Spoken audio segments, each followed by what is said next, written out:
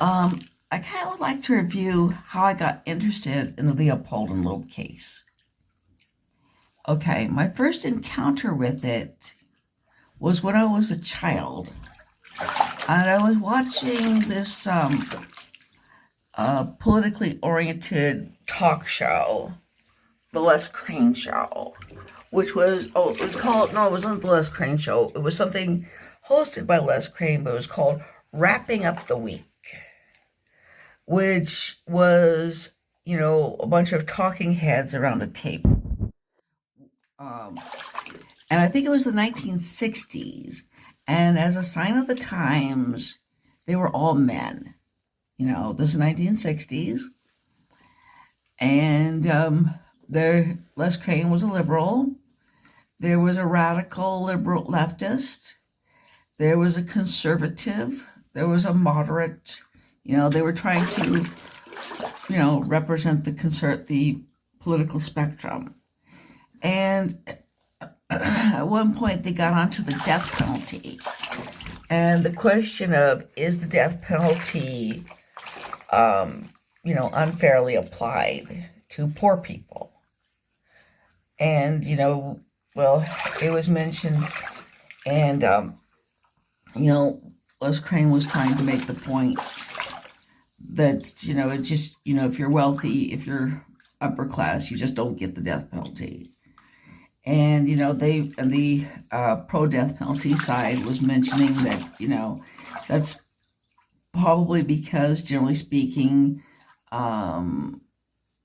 people who are wealthy just are less likely to commit crimes that are motivated by, wanting to get money, which are, crimes that lead to the death penalty. And at one point, and this is the first time I ever heard the names, Les Crane said, "How about Leopold and Loeb? How was that for something a little bit nasty?" And the conservative man said, well, the reason they didn't get the death penalty was that no one as young as they were had ever gotten the death penalty in Illinois to that point. And Les Crane said, nonsense. They didn't get the death penalty because their parents had the money to hire Clarence Darrow, period. And the conservative guy said again, but that was what the judge said in his ruling. He said nobody their age had ever gotten the death penalty in Illinois. And then, Les Crane insisted, no, it was because their parents had the money to hire Clarence Darrow. Of course, when I did some research into the case, later, it was many years later that I would do some research and I would actually find out the facts on the case. Clarence Darrow really wasn't motivated by money. He was motivated to take that case by his opposition to the death penalty. And people were actually, part of the reason people were baying for blood was, even in the 1920s, the idea that, the law should apply to the rich like it should apply to the poor.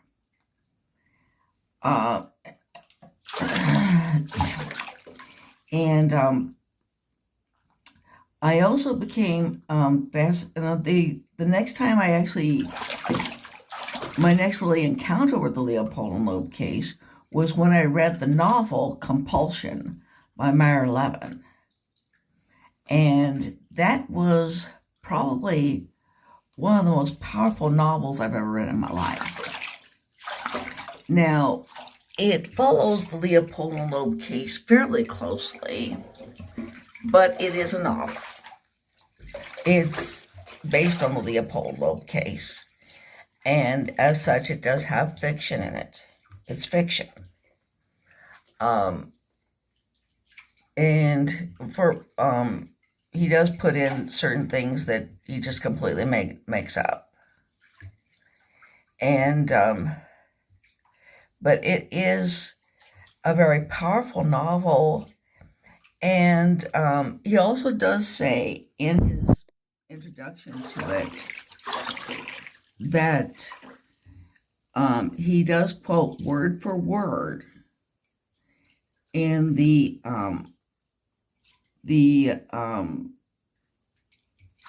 like the final summation of his fictional defense attorney, Jonathan Wilk. He does quote word for word the final summation of Clarence Darrow. Okay. Now, he said that he does make a speculation as to what the unconscious motivation of Nathan Leopold might have been. He can't know for sure that it was the